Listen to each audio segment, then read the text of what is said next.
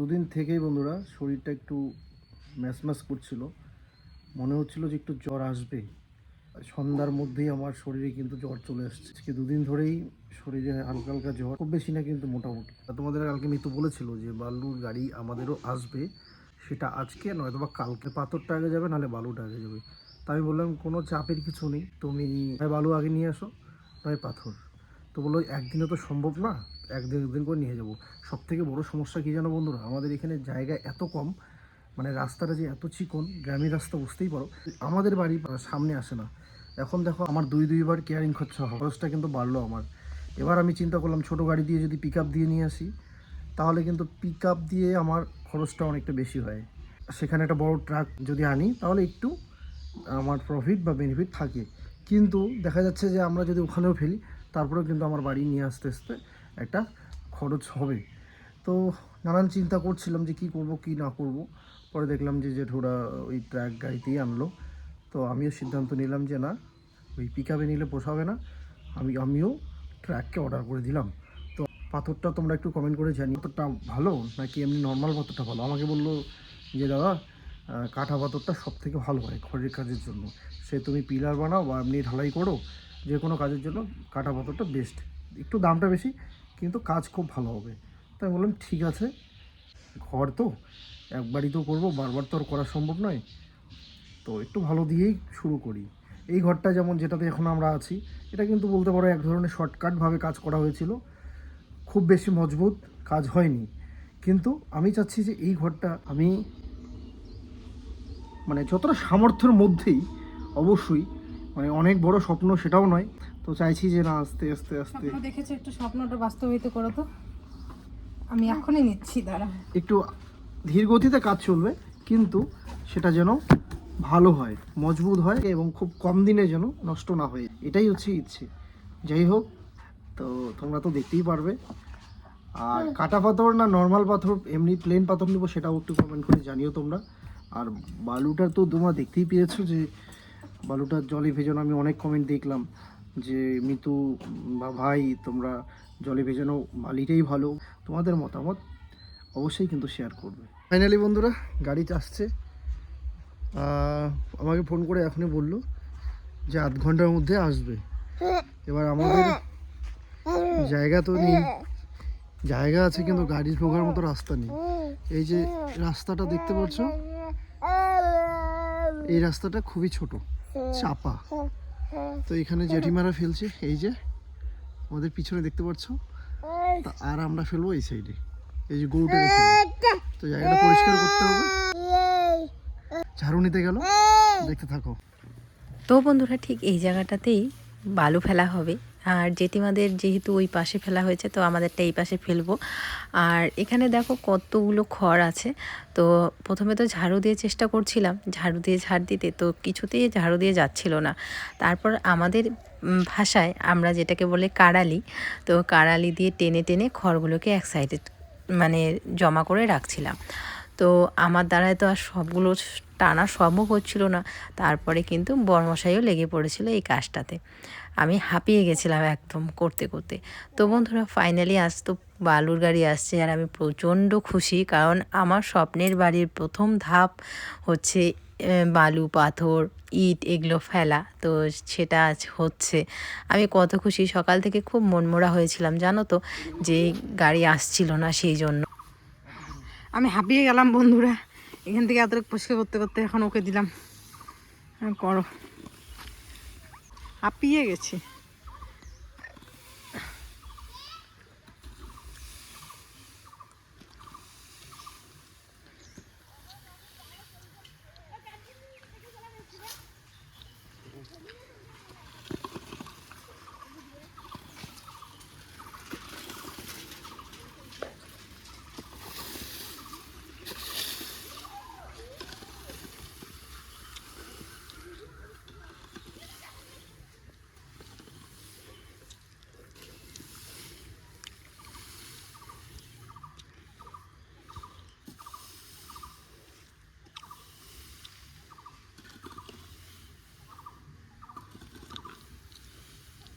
গাছটা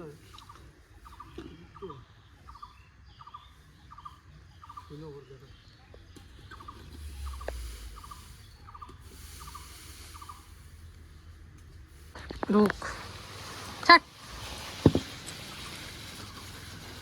আমাদের এটা বাথরুমের কাজের ইসে না বালু এটা।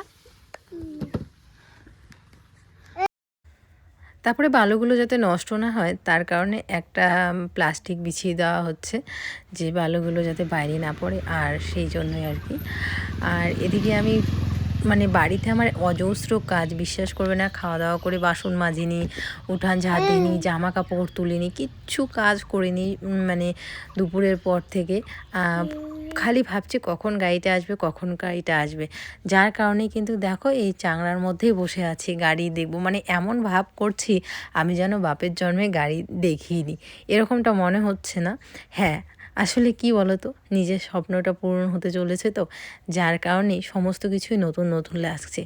এই যে এক গাড়ি বালু কত দেখেছি, কিন্তু তারপরেও কিন্তু মনে হচ্ছে যে না, নতুন করে যেন আবার বালু পাথরের গাড়ি দেখছি। আমাদের কি আসবে বলো, বালু কি আসবে বাবা?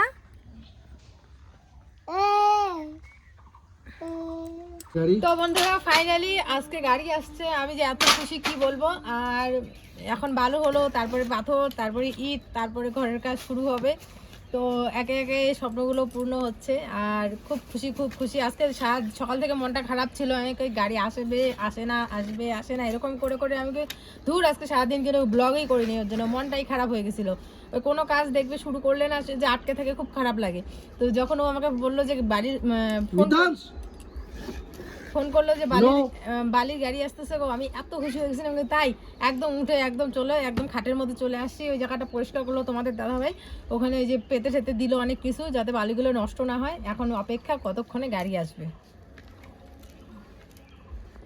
তো বন্ধুরা এখানে বসে আছি, কখন যে আসবে সত্যি কথা বলতে আমার ভালোই লাগতেছে না। বাড়িতে বহুত কাজ, প্রচুর কাজ, কিন্তু আমার কাজ করতে যেতে ইচ্ছা করছে না। বাসন খাওয়া দাওয়া করে ওইখানেই ফেলে রেখেছি, উঠান ঝাড় দেওয়া হয় নাই, জামা কাপড় তোলা হয় নাই, কখন করবো আমি নিজেও যাই না। কিন্তু এখান থেকে উঠতে ইচ্ছা করতেছে না, কখন গাড়িটা আসবে আমি নিজে চোখে দেখবো যে গাড়িটা আসছে।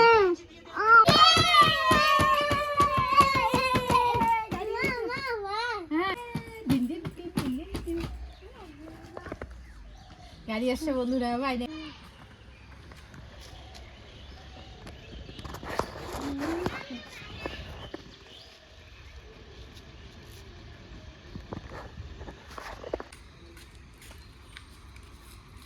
কালকে উঠছিল আজকে হচ্ছে না, কালকে উঠছে।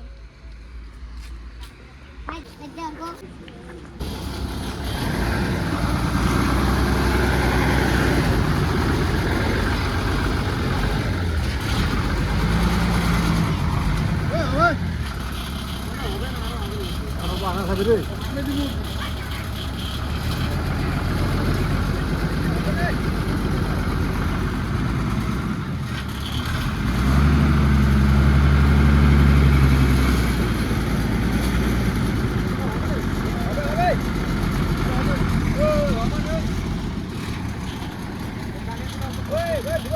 হ্যাঁ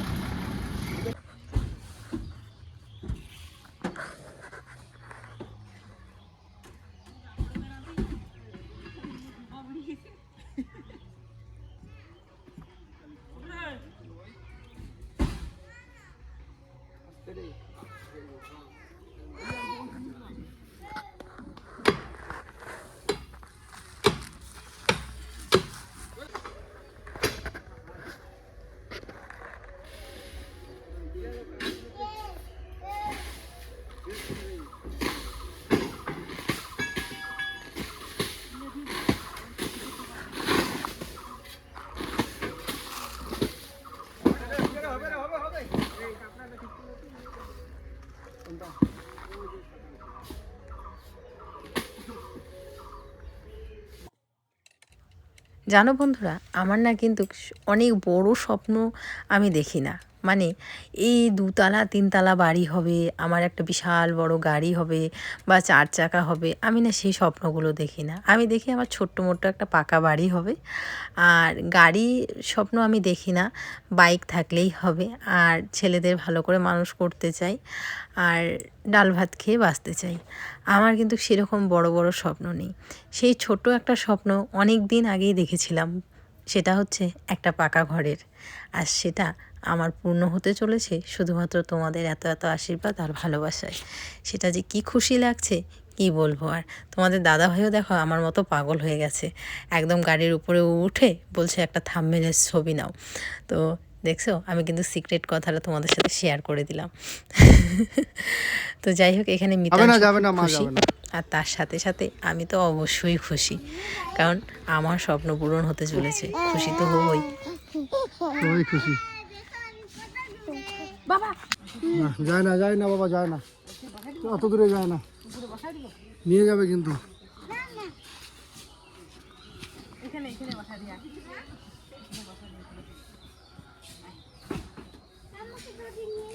আমি ধরে রাখবো তো। তো ধরে রাখবো। আমার ছেলে হচ্ছে গাড়ি পাগল, মানে রাস্তা দিয়ে যে কোনো গাড়ি যাক ও দেখবেই, মানে উঠবে এরকমটা করে। তো এই গাড়িটা দেখে বলছে মা আমাকে তুলে দিবা, মা আমাকে তুলে দিবা। তো যাই হোক, ওর মনের ইচ্ছাটাও পূর্ণ করি। আমাদের মনের ইচ্ছা যেহেতু পূরণ হচ্ছে, ওরটাও কেন বাকি থাকে, তাই না বলো?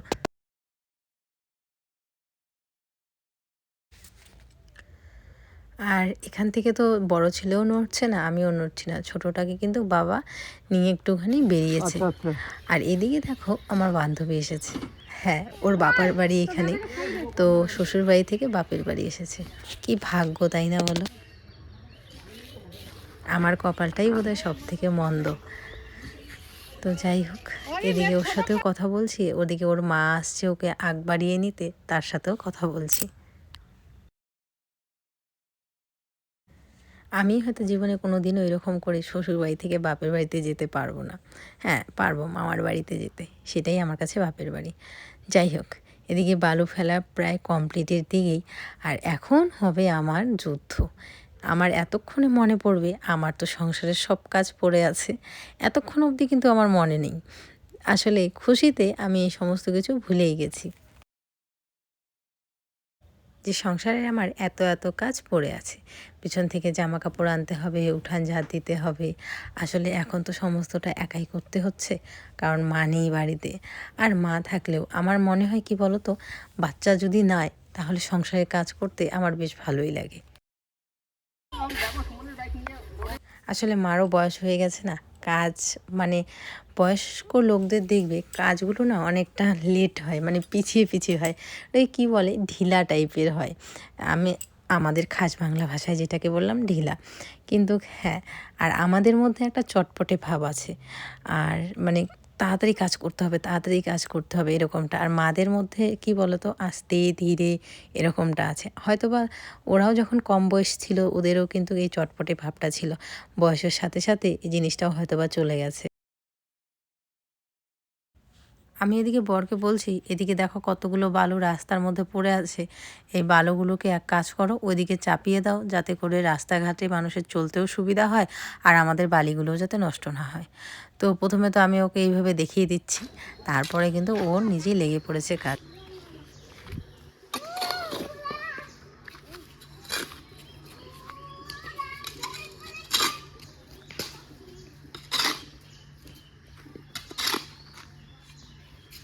এগুলো রাস্তার মধ্যে চলে আসছে বন্ধুরা, এই জন্য রাস্তা দিয়ে তো গাড়ি চলাচল করে সব হয়ে যাবে নষ্ট, খারাপ হবে বলেই সব ওইদিকে সাইড করে দিচ্ছে।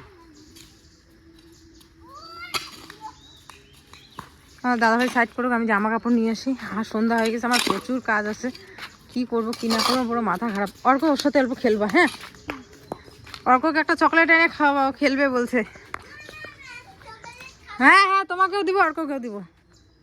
মানে এই বালুর চক্করে আমি দুপুর থেকে একটা কাজও করিনি, যার কারণে আমার এখন পুরো মানে কি বলবো, বাবাই মাত্র এই যে ছোটোটাকে নিল। আমি এখন জামা কাপড় তুলবো, তারপরে হাঁড়ি কড়াই ওগুলো মাজতে হবে, ভাত বসাবো সন্ধেবেলার দিকে, নাহলে তো বাচ্চাগুলোকে খেয়ে দিয়ে ঘুম পাড়াতে হবে, ভাত বসাবো। ঘর উঠানের কী অবস্থা হয়েছে, আমি কী করবো কী না করবো, কত জামা কাপড়, বাবা পরেও যাই। চলো দেখতে থাকো, ও জামা কাপড় তুলবো, কি করব কি না করব বুঝে উঠতে পারতেছি না।